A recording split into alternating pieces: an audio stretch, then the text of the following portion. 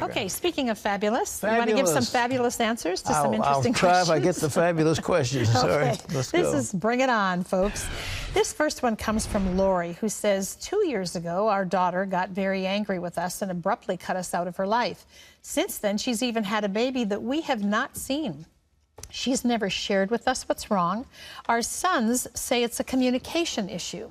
We can't figure it out, and in spite of reaching out multiple times and offering apologies, she refuses to try to restore the relationship.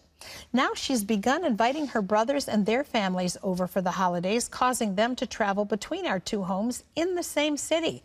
I feel it's dishonoring for our sons to join in her rebellion, and that they ought to tell her that they will continue the family traditions as usual at Mom and Dad's house, that they will help bring restoration to our family, but will not participate in her rebellious behavior that splits the family at the holidays and other family occasions. Am I wrong? No, you're not. This is really a tragic thing, but, you know, daughters, God bless them. I have daughters, I have granddaughters, I have great-granddaughters. They can be the sweetest things in the world, but they also can be going through puberty and then go through all kinds of hormonal changes, and they get nuts along the way. And you know, a little slight sets them off, and they harbor and they don't know what's going on. So I suggest you pray for your daughter. I suggest you love her. I think for your other siblings to go along with this and not recognize what's there. Something's not right there. But possibly you could get a Christian counselor or somebody who's got some wisdom, a Christian psychiatrist or other, to see exactly what's going on. You can figure, you know, women have these cycles every month. They have something that causes... Yeah, but the boys are going along with this. Well, the boys ought to have better sense. Exactly. But the girl is into this. I mean, you can think, okay, she's going to hit menopause and she's going to have another crisis. But these are hormonal things that go on at puberty and so forth, and the little slights can kick somebody off. I mean, I know of one instance where a teenager was told by somebody, "You're a little bit overweight, aren't you?" That's it. I don't want to talk to that person again. I don't want to have anything to do with them, you know.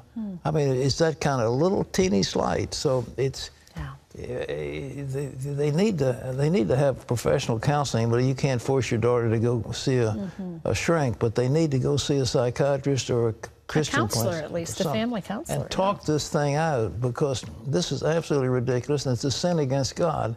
But you're in the right. You're the parent. You're supposed to honor your mother and father, and if they don't honor you, they're sinning against God.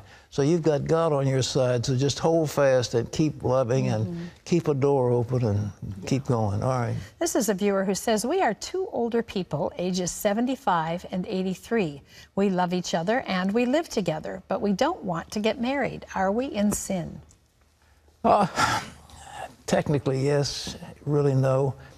Can't you make a vow of some kind? You don't have to go, if there's an economic reason why you don't want to, at 80 years old, don't want to get married, that's cool. But you need to have some vow together that you're going to live the rest of your lives together, that this isn't some, quote, fling at 80 years old. But of course you need companionship. Of course you need love. And there's so many ramifications in today's legal world having to do with marriage. I can understand that. But you are living in sin till you get the thing straightened out. You must commit yourselves to one another and have a man of God solemnify the union. That's all you got to do. Yeah. Sometimes it's children, too, and finances. And, well, but you can iron that out on paper, can't you? It's finances, it's the inheritance, it's all the stuff. It's complicated. So, okay, but you could have a spiritual bond that's solemnified by a man of God and say, we're going to pray together and we commit our lives for the rest of our lives, which means that in sickness and in health, and all the good stuff. All right? Okay. One more. That's all the time we've got for today, but we thank you for your questions. Boy, those were some interesting ones, weren't well, they? People have all these problems. But this business about daughters, families, slights, a little slight. Forgiveness. Forgiveness, yeah. But parents realize you're in the right. It may hurt you like crazy, but you're in the right, and God will back you up on this. You know, honor your mother and father. Give weight to your mother and father, that your days may be long in the land the Lord thy God gives you. It's the one one command with promise. And if you want to get your life cut short, then you can do what that daughter's doing, and she's going to have a short life.